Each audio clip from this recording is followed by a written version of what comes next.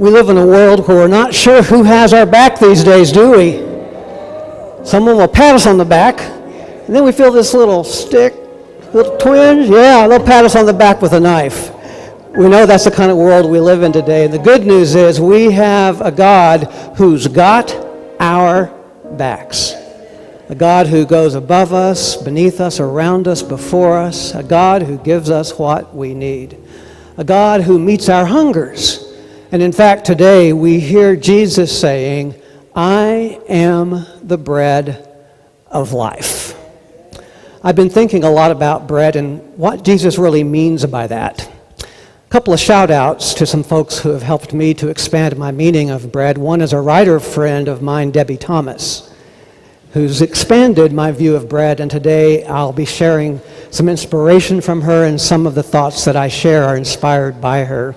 And then a shout out to Lauren Bennett and Reverend Kathy Alexander. Lauren Bennett is a future clergy who is in San Francisco serving as a night chaplain right now. And then Reverend Kathy, of course, is here today. But how they inspired the message today is some of what they did with our communion liturgy, which we're changing with the seasons to connect with our themes and to expand our meaning around the table. And they offer a wonderful line that says, come, gather around my friends. And here's the line. This bread is much more than it seems. I've been thinking about that and reflecting on that. So what is this bread that is much more than it seems? First of all, it really is bread. In some ways, it is just bread, and that in itself is important. Because we live in a world where there are a lot of people hungry for bread. People who are starving. In fact, those in the scripture today came to Jesus, first of all, because they were hungry. Physically hungry. They were poor and they were needy. And the good news is that Jesus didn't just go off on some spiritual thing when they came with their hunger. When they came with their hunger, he didn't just say, we'll talk about that later. Let me first tell you about the bread of heaven. He met their physical need first. Notice that Jesus did not say, I am creme de caramel, as Lauren Winter said, or I am caviar. Jesus didn't say that because he knew that he needed to speak of the bread of the people, the bread for which they hungered. So part of the reality is here, Jesus cares deeply about our bodies. In a world that discounts bodies that need real food and real nourishment and real nurture, Jesus says, I give you what you need. I care about all bodies. Black bodies, brown bodies, bodies that many times feel abused by the systems. I care about bodies. So today, if you're coming with aches and pains and there's something going on in your body, you're in the right place.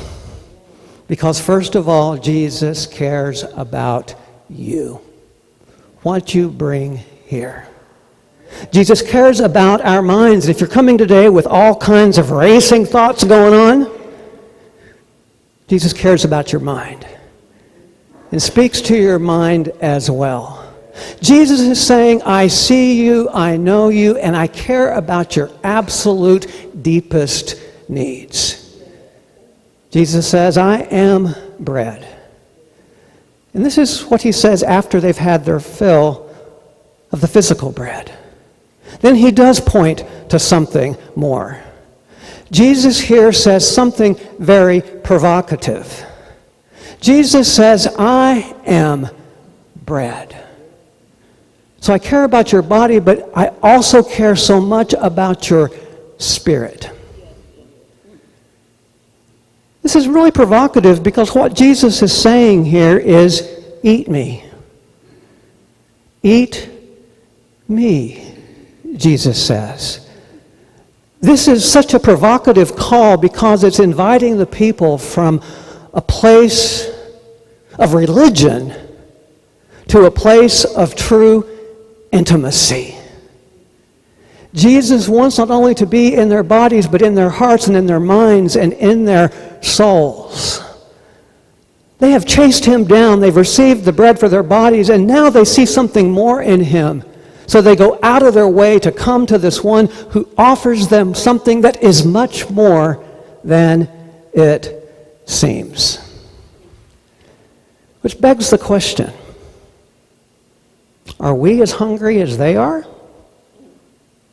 Am I as hungry as those who came to them? Jesus will meet our hungers once we note our hungers and bring them to him. Jesus is ready to give us what we need and more once we know that we are offering that to the one who can meet those needs. It's easy for us to realize we're hungry and then look for all kinds of substitutes. I know I've done that in the past. When my partner John died of AIDS, my grief drove me to deep hunger. And so I tried to fill that hunger with lots of bread. Let me be honest, actually it was potato chips. I sometimes think of potato chips as little slices of heaven. But in trying to feed my hunger with a substitute, I developed an eating disorder. I was trying to fill that place that only Spirit and love and presence and time and grace could fill. And in using a substitute, I got hungrier and hungrier and hungrier. I have a hunger list. I want to be connected. I want to be loved. I want to be a part of something big. I want to be creative. And yet when I try to fill that with potato chips, none of those needs get met. We all have our hungers, so think for a moment about what's on your hunger list. Is it a hunger to really be known? Is it a hunger to be visible? Is it a hunger for someone simply to hold you and let you cry and let your tears be a form of prayer? Is your hunger for someone to really, really listen to you? To listen to you as if for the first time? Is your hunger for someone to look at you and like bread to see you as someone and something more? This is bread. It's much more than it seems. This is the bread that feeds us. This is the bread that draws us to that which gives us life beyond life. Those early followers of Jesus were saying, give us this bread for all the time. Not bread that runs out, that dries up, that gets moldy. Give us this bread which is you. Give us this bread which is Jesus, the hope of our lives, our strength and our sustenance.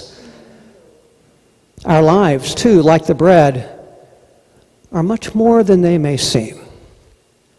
The invitation of this bread is that we can live our best lives, that we will be filled to overflowing spiritually, that we will find our passion and our purpose. And if we've lost that passion and purpose will be renewed.